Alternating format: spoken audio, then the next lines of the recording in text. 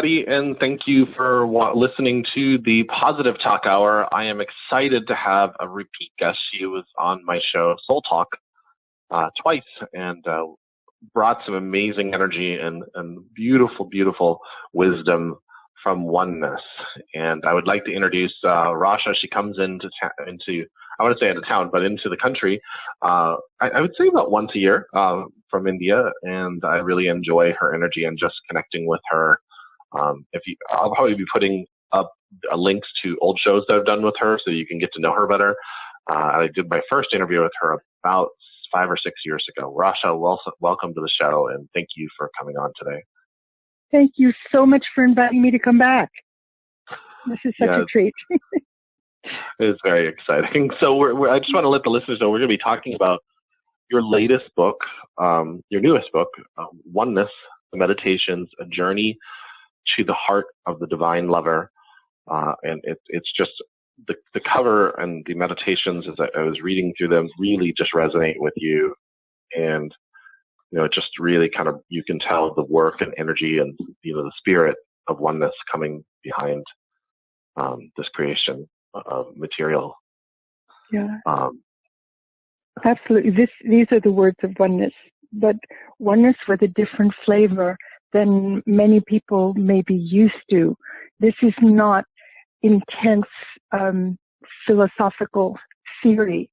This is the passion of the divine lover reaching out to us. This is like the ultimate beloved. And I was receiving these writings years ago and looking at this thinking, gosh, this has really taken a different turn. This is the cry of the heart, but not coming from me, it's coming to me. So I made a little folder, and when those passages started coming, I would file them away and realized after a while I had a collection, and they really were meditations, because when I read them, I was transported to a different place within myself, a heart space. So ultimately, I went into a recording studio and I read them. And I thought, gosh, this is going to be an album someday. So I sought out a composer who would do an accompaniment. And I was guided to Jim Oliver, who is just a brilliant composer. He's from Santa Fe. He just won an Emmy. And I sent him this recording of me reading this, and he fell in love with it. And wow. The rest is history. We put together a meditation CD. It came out, I think, in 2009. And that's when the emails started from people saying, don't you have these words written down somewhere? I thought, okay, the universe is telling me this has got to be a book also. So that's the story of how this came to be. And I realized as I set this up in words, I wrote it the way it was read, it was phrased, so someone could easily follow along with it, paragraph by paragraph, and maybe pause the recording and linger on a passage that was particularly poignant for them. Use it to go deeper. So I realized this is a tool. This is absolutely a tool to prepare you to go into the silence. But before you can really effectively go into the silence, it's such a gift to be able to go into the heart first, to make the divine connection, then take it and go deeper.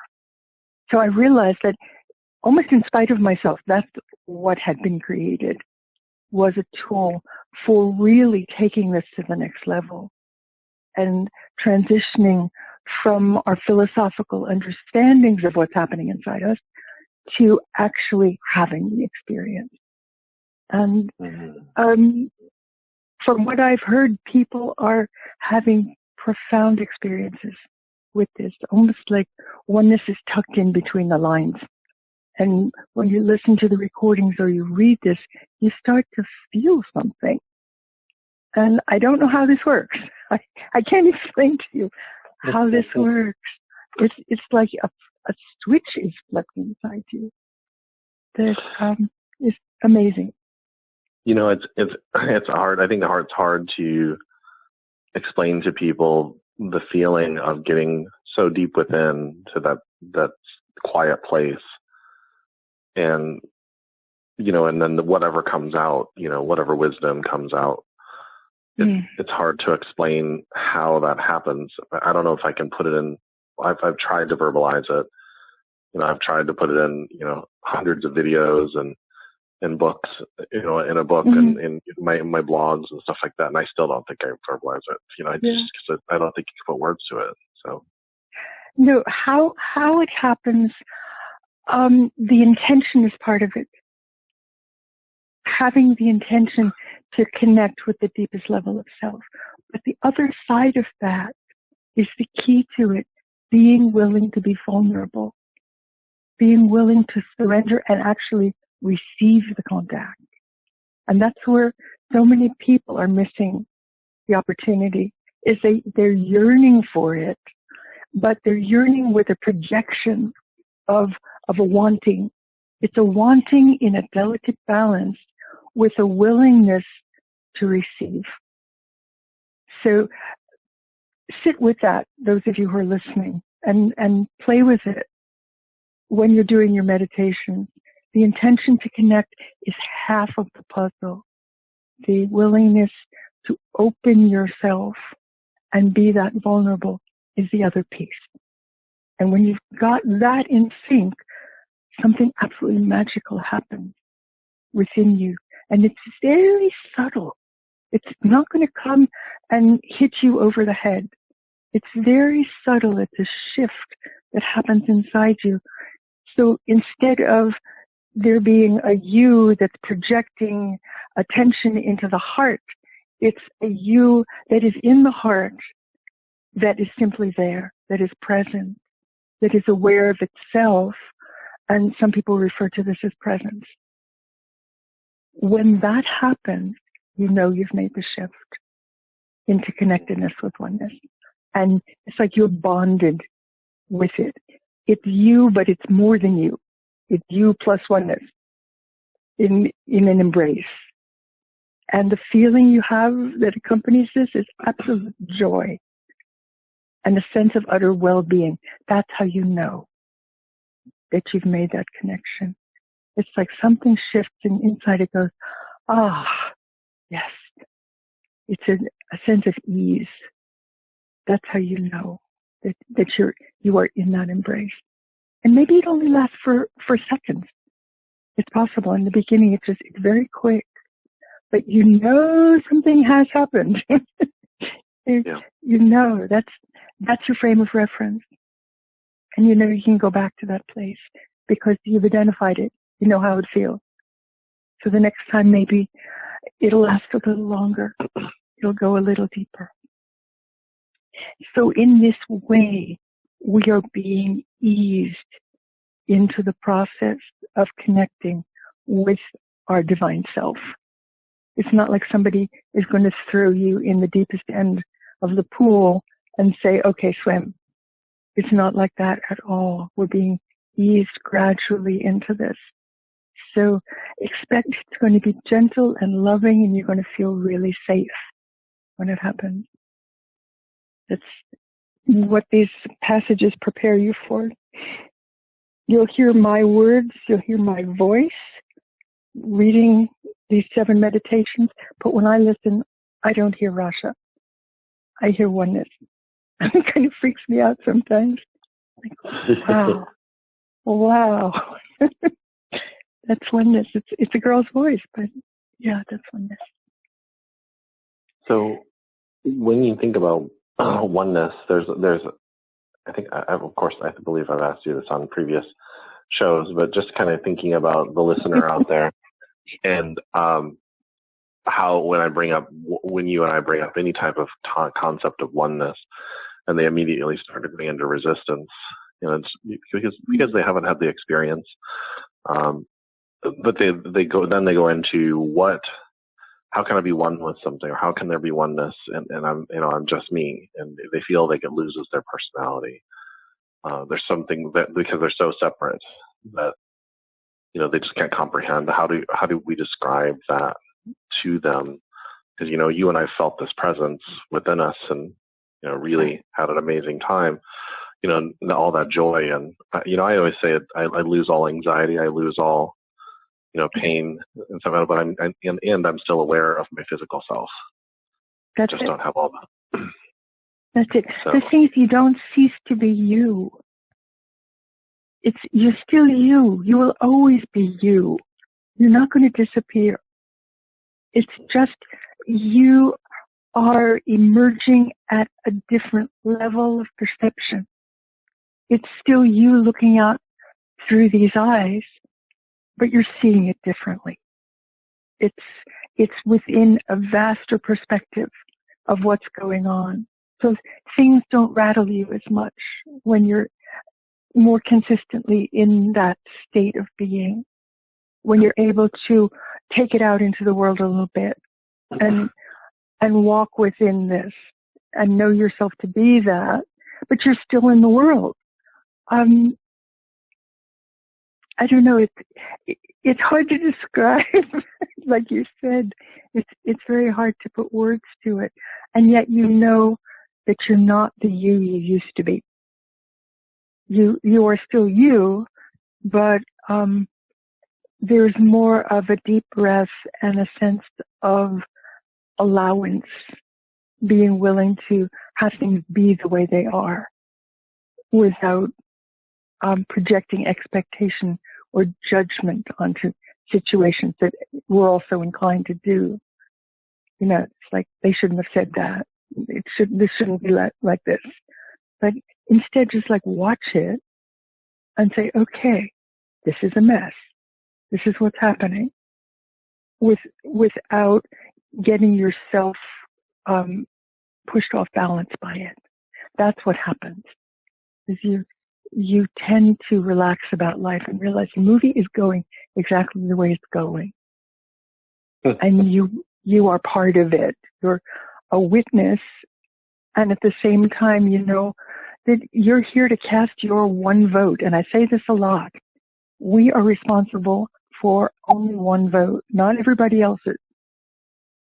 We cast that vote onto the ether, and in that way, we co-create what's going on. What we perceive as quote unquote happening in the world around us, we're all creating this together, collectively, with our energy. So tune into the energy you are projecting. That's the opportunity to really make a difference in these times. And shine your light every chance you have. Uplift people. Be the light, be the love that you are. Sometimes it's fun to imagine yourself being the sun. And I like to work with the word source. If you consider the word source, where is source? Like take it inside, and you realize source is within you. Then it's like cement yourself in that place. You are the source. You come from that source, and you shine your light on everything. That's how you make a difference. And that's also how to cement the experience of divine connection. So you may want to play with the word source also in a meditation or with your eyes open and see where it takes you. It's very interesting exercise to see if that can pull you into the deepest place. Yeah. I've never actually done that. Yeah, I hadn't either. Yeah, I saw it done with someone, and I thought, my God, that's intense. So I started working with it with people, and very useful. Very, very useful. Another word you may want to play with is the word here. Ask yourself, where is here? Yeah. How far in does here go? Is it right in front of your nose, or is there a deeper place that here is? How absolutely immediate is here? And then suddenly something shifts within you, and you're looking out from that place. These are devices people can work with to see during or prior to a meditation. where that takes you. And really tune into where you are. You amaze yourself. Absolutely amaze yourself. Yeah, you can feel that when you're doing that. I'm just like saying here, where is here take me? Where's here? Wow. Powerful, isn't it? It is. Absolutely. Yeah. It brings you into that present. Right into presence. Then you turn on the CD. And you listen to the words of oneness just showering you with love. And oh my God, it's trippy. Absolutely trippy. It's funny. I opened up the book to breathe slow and deep, and let this moment of nowness engulf your senses once more. Yeah. Yeah, that's the beginning of the first meditation. Have you ever experienced where you'll be so connected with oneness, and then you'll been practicing or been in that constant state of practice, and then you'll go out and into the world, do whatever it is we do, and even for a very long time, maybe even a few years, it's not that you're not meditating, it's not that you're not doing your practice, but you know that you aren't connected like you were. And then you go back. And then you realize I just experienced that recently because I have a professional job, and something told me I needed to go and spend 4 days with my friend, but who I considered my mentor for many, many years and still is my mentor. And I sat on her couch and meditated for 4 days, and I came back and my entire world changed because I was in a different state of consciousness. And, I couldn't even necessarily verbalize other than say, hey, can I have a glass of water, or something like that, other than normal things. I couldn't, I just needed to stay in that space. And, even people I came back, and this is very recent, people were arguing with me on things that I was like, why is that an argument? And, and have gotten in fights with me and just in the last month and left my life. And, and so I'm like, and it's not necessarily, when I look at it from a higher perspective, it's not bad. I just shifted consciousness. So I think what you've just described is to be expected, because in that experience, you really augmented your vibration. And in the face of that, other people who are not in that space may feel very uncomfortable. They may not even understand why they're feeling uncomfortable. But your presence in that exalted state serves to bring up their stuff. It pulls it right to the surface. And suddenly, that other person is out of control and spewing negativity. And afterwards, they may be embarrassed. Like, what on earth got into me? I've had this happen, where people go berserk. And I thought, gosh, here I am shining my light. And you think everything would be really nice. It has the opposite effect sometimes. When you're dealing with other people who haven't completed the work, who are still dealing with issues and still dealing with density that may be buried, emotional stuff that they may not even know they're still carrying. When they encounter someone or a state, if you go into a holy temple or something, that is just the energy is through the roof, you don't necessarily feel great. And other people around you may not behave well. They're very stirred up. That's why. It's pulling it all to the surface. And that's not a bad thing, because that stuff has got to be released. And people who are in denial that they're still carrying these issues are really surprised to discover that what's actually still lingering in there. It's a purge.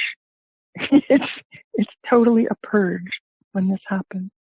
So it's important to remember, if this happens in your presence after you've had a meditation retreat or some other exalted, prolonged period of time, that this too shall pass. It's important to remember not to take it at face value. Let it be. Watch it, and know that other person is suffering. They're really, even though they may be projecting some of that ugly stuff onto you, the person in pain is them. In those moments, hold your center. Just allow the cyclone to swirl around you. Just stay in your center, and try not to get knocked down by it. Yeah. And you can expect this to happen as we have these lovely experiences. The rest of the world isn't there. I think it's like taking your pristine state out into the gutter. What do you expect is going to happen? It's funny you should say. Funny you should say that. Some of it I was just like, well, maybe it's just part of getting older, because my friends list, even since I started doing podcasts, in 2011, my friends list has gone down. And it's not because of anything other than some of it's just life happens, and then some of it's where, I've had people getting mad at me for being so calm. I'm like, is that really a thing? To be upset that I'm calm? So, yeah, because they can't push your buttons. Yeah. There's something very gratifying about lashing out at somebody and realizing you've landed the punch. But what if they're punching away and you don't react? That must be very frustrating for them.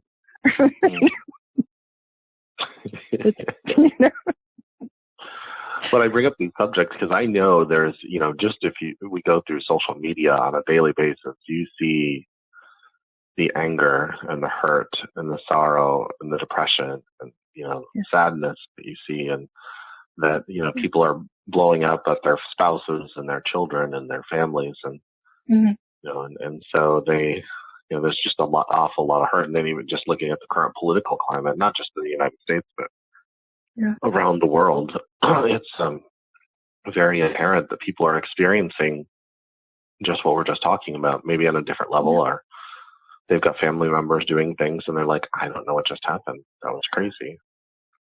Yeah, so it's important to remember that this is all imagery. This is energy in action. So don't take it at face value. Realize that this is energy that needs to be expressed. Otherwise, it's going to take a more destructive form. So collectively, what we're witnessing is the exit of an old paradigm. It's crumbling before our very eyes. And it's messy. It doesn't look nice. But this is a necessary thing, because it's making a space for something that is more relevant to the vibrational place and time that we are in to come forth. So when we see structures, political structures, and things that we thought were carved in stone crumbling around us, this is not something necessarily to mourn for. This had to happen.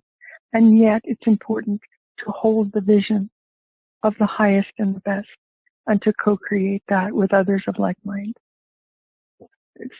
It's very important to know how you feel instinctively at a gut level that things could be, and hold that vision. Be in that place. See it coming into manifestation. That's how we will shift this. So in the Oneness the Meditations, we're talking about all these things that are happening that we're attached to, and that throw us off. And you mentioned a couple things really, really powerful. Stay at your center. Be true to yourself. You also said this is energy that has to be expressed. Meaning, in the world, it made me think that the world is a world of expression. To experience. And so when we think about the Oneness, the Meditations, and the journey to the heart of the divine lover, that's the inner part of you. So when you go back to that, when you go turn to that, it gives us our peace. It's like when I have a very a woman that is a really close friend of mine, and for her, she turns to her Bible, and her Bible to her, when she reads it, brings her. She goes, I don't know what it is, Jared. I read my Bible, and it gets me to this place where all there is silence, and that's the place where I get all my answers. It's not even the book. It's not the book. The book is the vehicle for getting you there. And there's no right or wrong way to do this. There's not one definitive book that's the book. For her, it's the Bible. For someone else, it may be a different kind of scripture. And yet it serves the same purpose. Whatever it takes, that's your path. What rings true to you, that's what's important.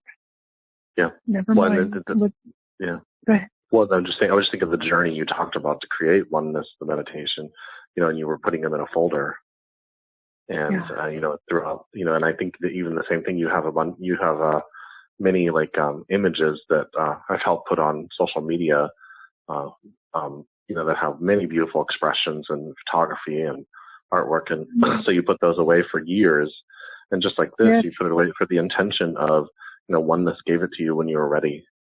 You were ready to see it, and then one day you said, "Well, this needs to be in an album or a CD."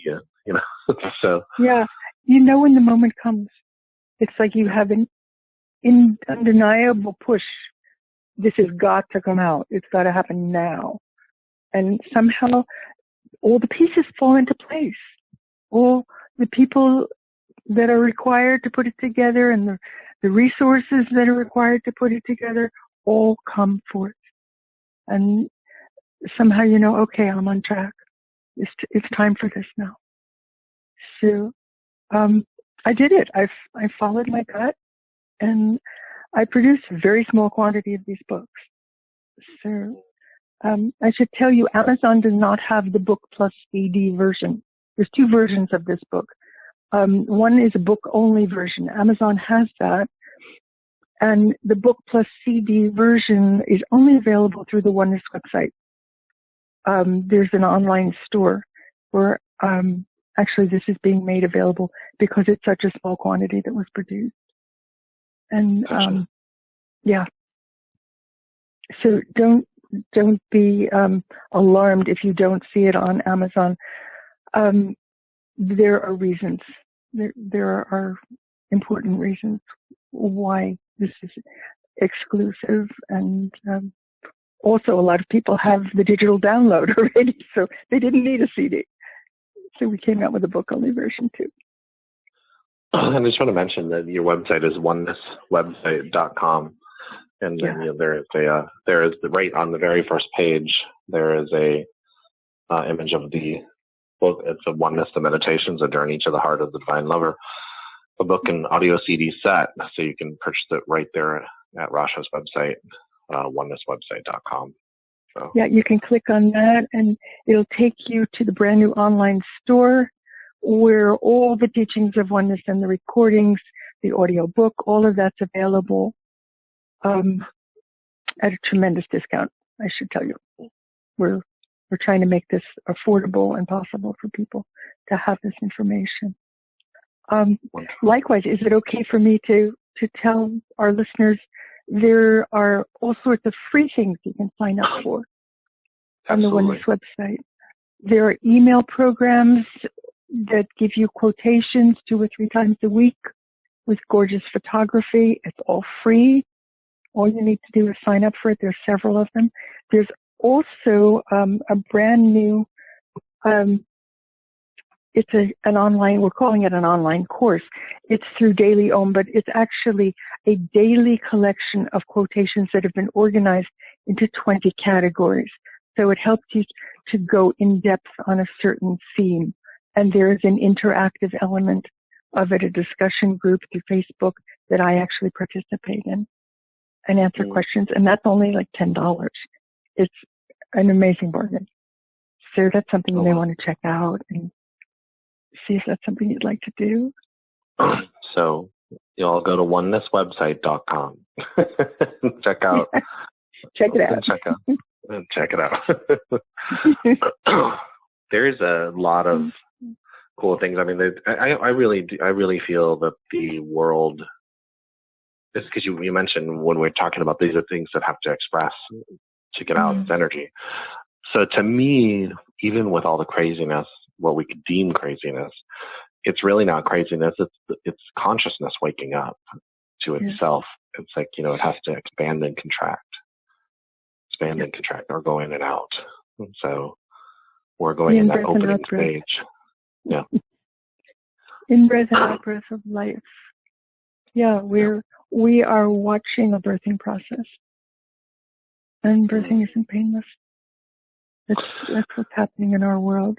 And some of us is comical and some of it is tragic. Yeah. And yet this is a necessary part of the process of bringing forth the kind of world we would want to be living in. And to allow this other stuff, which just does not ring true anymore to anyone, to go its way as energy that is passing. It's just something we need to let go of. Let it be. Let it go. You don't need it in your life. Don't take it on. You don't need to react. Don't make it wrong. Just watch it. That is the way to emerge from this relatively unscathed. Because some of it is ugly. Some of what you encounter on the part of people you thought you knew. For example, you described this a little while ago. Just really, you're blindsided. You didn't know what was coming, and they probably didn't either.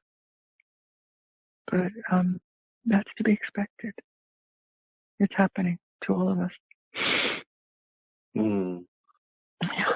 Yeah, and it's been, and it's a journey that doesn't ever end. It's, I think you mentioned that earlier as well, and I think even I was thinking about the one, because I'm on the site, and the first book that I interviewed you for was A Journey into Oneness. Yeah, I was just going to mention that. Yeah. That was in that book. That's my story. I described a lot of these crazy experiences that I was having, where I was walking down the spiritual path and suddenly I was on my face again, tripping over the same pothole again. And the guidance that Oneness gave me for that circumstance, that at the time I thought was just for me. But it turns out it wasn't for me at all. It was for all of us, because everybody's going down the same path. Maybe it looks a little different. The names and faces, the cast of characters is different, but there's a common thread running through all of these movies that we are each in individually, thinking we're the only one that's going through this. Not at all. We are, each of us, going through it, and some of us are disguising it better than others. And some of us are kidding ourselves about it. But in fact, this kind of inner upheaval is happening in the lives of virtually everyone who considers themselves to be awakening. It can't be otherwise, because you're pulling in high voltage. And that, the byproduct of that is change. It means out with the old and in with the new. Out with the old is not easy sometimes. So, yeah, that's what's happening. And I described that in vivid, excruciating detail. Sometimes in the book, A Journey to Oneness, it was quite a tome. It covered a 7-year period in my spiritual journey, from the point of really barely awakening and what it was like when Oneness first came in and started talking to me, and the kinds of guidance I got, to much more complex subjects and profound information that helped me through some of the more complicated experiences I had gone through. There's information in there I don't think I've ever seen in another book. about embodying divinity, how that works. When you're praying to a god or a goddess, and suddenly that energy envelops you, and you realize that you've become one with it. What that is about, and the gift in it. Those kinds of teachings are in the book too. I spoke in consciousness with some of the great masters in our history, not realizing the level of information that I would be receiving, and kind of just scribbled it down in a notebook like a secretary taking dictation, never dreaming in a million years it would ever be published. I just instinctively reached for my pen and took down some of this information. And oh my gosh, what a treasure trove that book is. So it's something people may want to take a look at too. It's a little bit mind-blowing, and it takes the book Oneness to the next level. It kind of picks up where Oneness leaves off, because it puts it in a context. There's this character called Rasha who's having these experiences. So it's not just in like abstract theoretical teachings. This is actually teachings that apply to a situation that I'm sure people will be able to relate to when they read this. So yeah, that's there too. It's I think that's hard. You make a really good point about it's not just a theoretical process. And there's so many people there's so many books out there, and people are reading it and they get a lot of good ideas. I mean, a lot of good things, and I'm sure there's a lot. I've gotten a lot of good things that have taken me on my journey, and then but there's nothing. When you talk about the character Rasha, that's playing out this this role, I guess. And then people see that experience. It helps them see that I'm not alone. I'm not alone. I'm not. And I was somewhere yesterday, and there was a group of younger LGBT kids talking, and I kind of just left the room, and my friend that's younger than me stayed in the room, and I told him later on, I said, you needed to talk about that. That's okay. That's okay. We need to express ourselves and talk to people that are experiencing the same things we're here. It doesn't matter what the journey is. It just matters that we talk about these things. Yeah. And there's a common thread running through all of it. All of it. People write to me, I get a lot of emails. And people are saying, I opened the book Oneness randomly to a page, and I read exactly what's going on in my life. Exactly what I need to hear today. How does that work?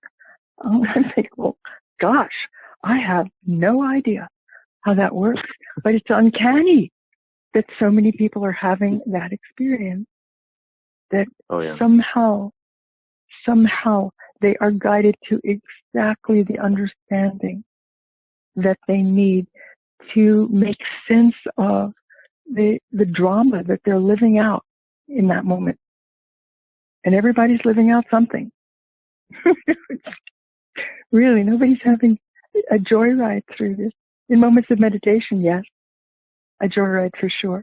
But that's interspersed with profound depths of confusion and feeling lost and throwing your hands up and like, why bother? And all of these feelings, it comes up for everyone.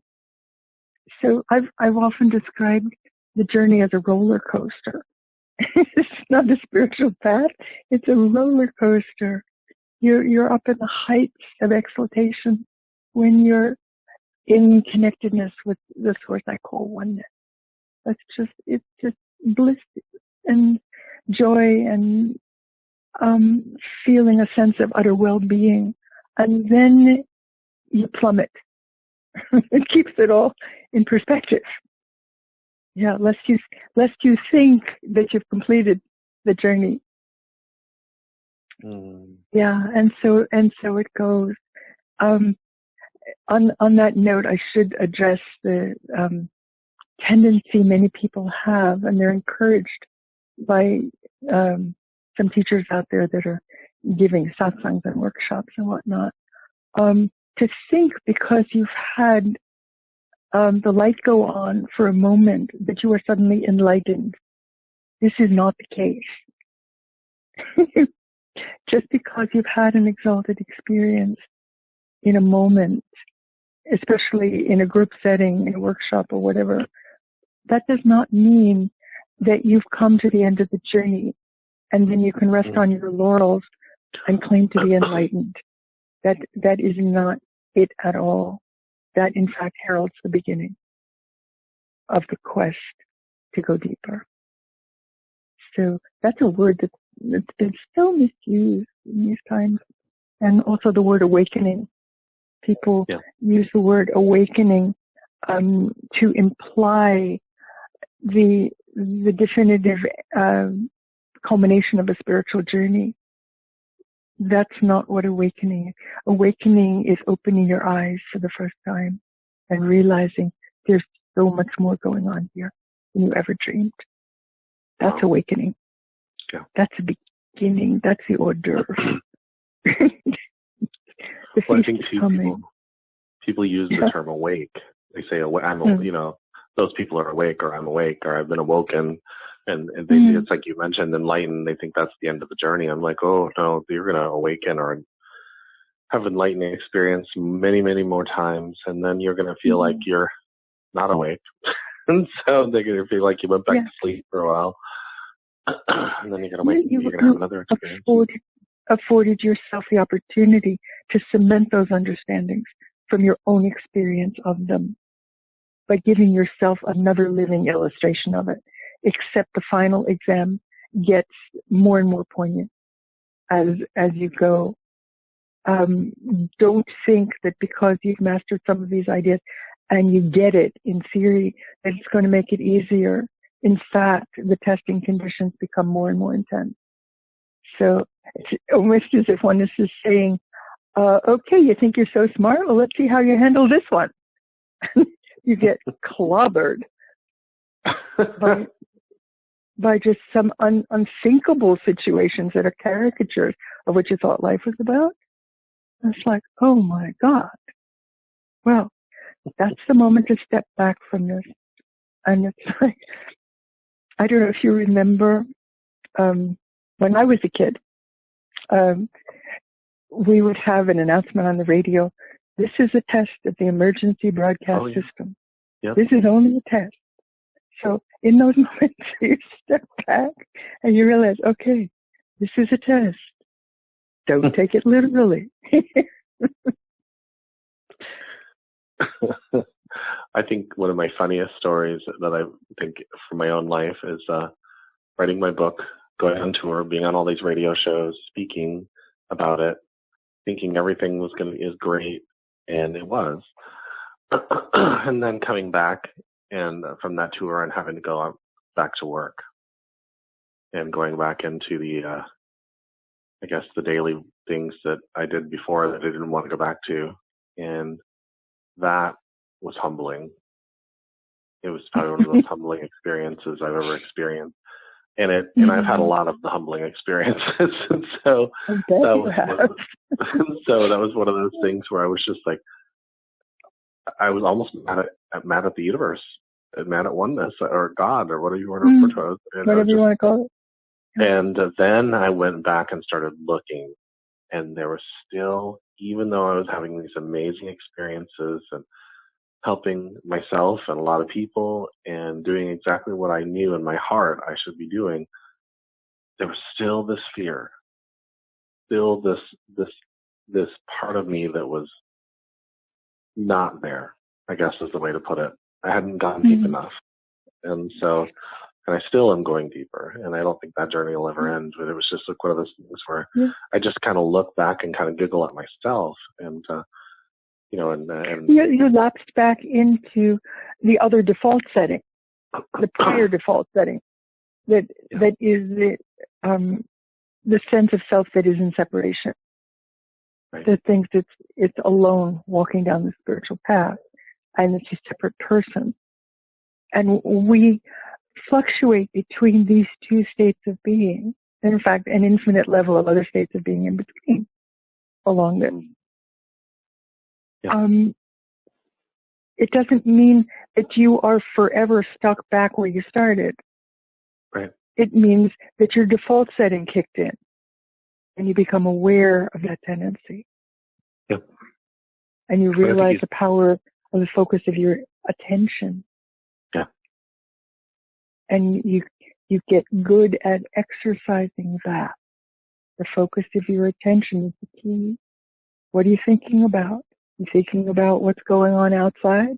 That'll take you into the outside world. That's the focus of your attention. So you can be in the outside world, but fix the focus of your attention within your heart center. Then walk down the street and see what happens. It's a very different feeling.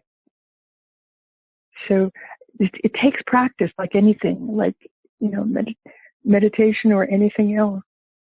You become good at it with practice. I became aware after years in India of going to Ramana Maharshi's Ashram, which is located in Tiruvannamalai, the town I live in. And every day there would be people sitting in this vast marble meditation hall with their eyes open, staring into space. And I thought, what's with these people? They're not meditating because, of course, their eyes were open. It took me a long time to figure out what they were doing. They were eyes open in the world, but the focus of their attention was not in the room. The focus of their attention was within. That's putting it to the test. That's what was going on there. I thought, what a weird place this is to meditate. Nobody's meditating, but they were at a different level. Standing between both worlds. Yeah. Being in the world, but not of the world. Literally. That's not just a cliche. This is the work, because as long as we're in a body, we're in this world. Like it or not, you are in this world. You have to function in some way. And yet you know that the focus of your life is somewhere else now. It's gone in a different direction. And that's important to you. So you want to protect it and just keep it safe and make good choices so you don't jeopardize those exalted levels by taking it into the straight. You really think twice about going into certain situations because you know your precious energy will be jeopardized if you do. It'll plummet, and that doesn't feel good. No. So different set of priorities kicks in. It's like, okay, that would be fun. Going to that party would be fun, but what's it going to cost me? It's going to cost me my energy. Yeah, I think I'll pass. That that becomes the choice. Not that, you're a party pooper, but you know what's going to happen if you put yourself into that energy field. You're going to come away feeling drained. Once you've done the work and your energies are really high, you become very, very protective of that and very careful about where you go, who you're with, who you hug. That's another whole subject. Indiscriminate hugging, not necessarily recommended. Like a lot of people are into this. They just grab strangers and give them full body hugs. I mean, that's okay, but there's a price to be paid for that. If you're seriously on a spiritual journey and you've been doing some heavy duty meditation work and mantra chanting and other stuff that people may be doing, you've raised your vibration. Do you really want to throw it away? You can, but why would you make that choice? Then you start to think in that way and really protect what you have, because that's your ticket. Your energy is your ticket on this ride. It's everything. So that's something to be aware of too. And most people are not. We're all vulnerable to the situations around us. So I've learned from hard experience just to be aware and to be careful and to exercise discernment with everything. Don't make unconscious choices. Don't walk into things blind. Really be present and be aware of what you're doing, where you're going, things like that. And you're at the heightened levels of this journey.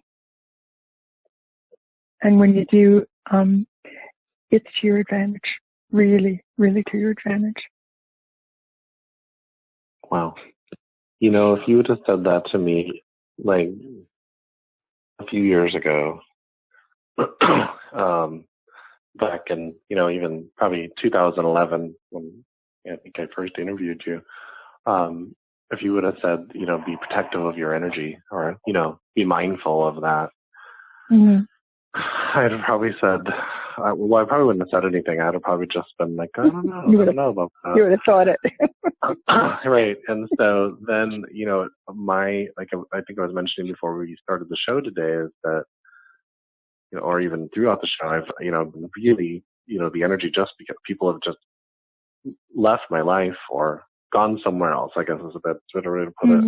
Their energy has moved somewhere else. And so, but I've also experienced a lot of where I've taken on, being so close to people and they're in a different place, taking on their energy, and it does drain you. And you have to constantly be in this state of, going back into meditation and raising your frequency. And I don't even necessarily say cleansing, but you're going in to bring your frequency back up.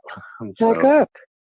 You just ran the marathon and you're exhausted and here you go again. After doing that a couple of times, you become more careful and you don't squander your energy. This is your bank account, for heaven's sakes. Think about it that way. Your energy is your bank account. This is what you have to spend. This is what brings you the most positive experiences, most positive outcomes to situations, or may result in more diminished results of your encounters with life. Depending on the energy you bring to the moment, that determines the outcome of every blessed situation in your life. So at all costs, you want to come to the moment with the highest energy you can. One would think. Once you understand how this works, why would it be otherwise? Yeah. Yeah, that's so powerful. I want to remind everybody real quick before I forget, to go to your website, onenesswebsite.com, and check out Oneness The Meditations, A Journey to the Heart of the Divine Lover, the book and CD set. Also, we've talked a little bit about Oneness, the book, and A Journey to Oneness, as well as there's a bunch of free stuff on Rasha's website. So, definitely, it's interesting. I had interviewed you, and then I was probably about a year and a half ago. I was in my friend Bob Gilpatrick's office, and what do I see on his desk? A Journey to Oneness. And so it's like, you know who Rasha is? He was like, I love her. And he's doing amazing work around the world as well. Just help. He's a holistic nutritionist, helping people. Really? He's got an amazing story that helped a 70-year-old man and now has the blood work of a 32-year-old man. So it's really, really changed people's lives. So wow, amazing. Where is he located? I live in Largo, Florida, and he lives in the next city over, St. Petersburg, Florida. So we met at a conference and have just become friends over the years. So I think that's another thing. As people can leave your life, new cool people come in your life. That's right. That's right. This is the old making way for the new. Yeah. Nothing other than that. It's okay. It's a revolving door. It's time for new energy to come in. Yeah, you're a different you.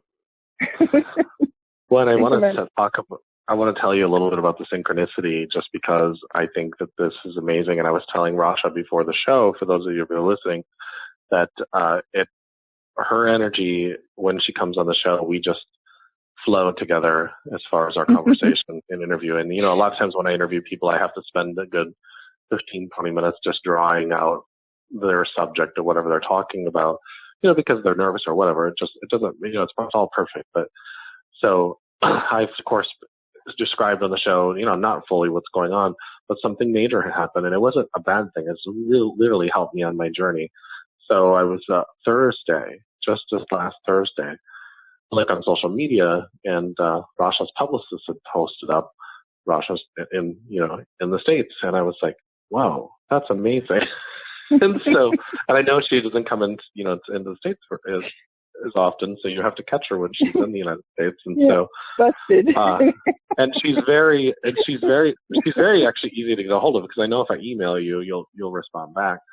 And so, but it's just one of those things. And she said, I've been kind of laying low, and I laughed because I thought, as we're talking, oneness took the energy to the right and perfect place, because the right and perfect people will need to hear this message. I just thought that was really, really, really cool. So. Absolutely. And, we trust in that. We don't give up the need to try to control the process. And it has its own agenda.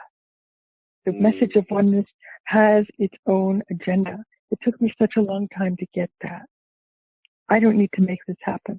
I have to get out of the way and allow it to happen in the way it's meant to. Yeah. And that's a big lesson. That is a big lesson. Well, Rasha, is there anything that you would like to let the listeners know or tell them before we end our show? It's been an hour, so we've been on here. Yeah, oh my gosh. When it always goes by fast with you, doesn't it? It does. It's lost in it.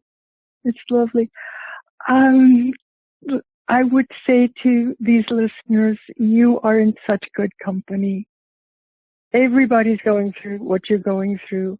You are not alone. You are so not alone in this. And the opportunity is there, not to just believe it, but to know it from your own experience, to really take the time to do the work, the inner work, learn meditation, whatever it takes, to go deep and to experience oneness for yourself. It's not just about my oneness, it's your oneness is what you're after. And that oneness is beckoning to you right now. Like, come on, it's time. So listen to you. Wonderful, wonderful. And everybody, thank you so much for listening. It's for those of you who know, I haven't been doing shows as much over the past few years because of my own journey and the things that I'm doing. And then Rasha gave me some very wonderful, feeling, just because she had mentioned, I don't feel so bad because it took me this amount of time to get something done, because it's exactly what we had said. We're not alone. Mm-hmm. Rasha said, we're not alone. Things come in the right and perfect time. Oneness has a plan. And it's a hard one to remember, even if you know it on an intellectual level. It's a hard thing to remember. So I'll just leave everybody with that. And many blessings to everybody, and have a wonderful week. Bye-bye.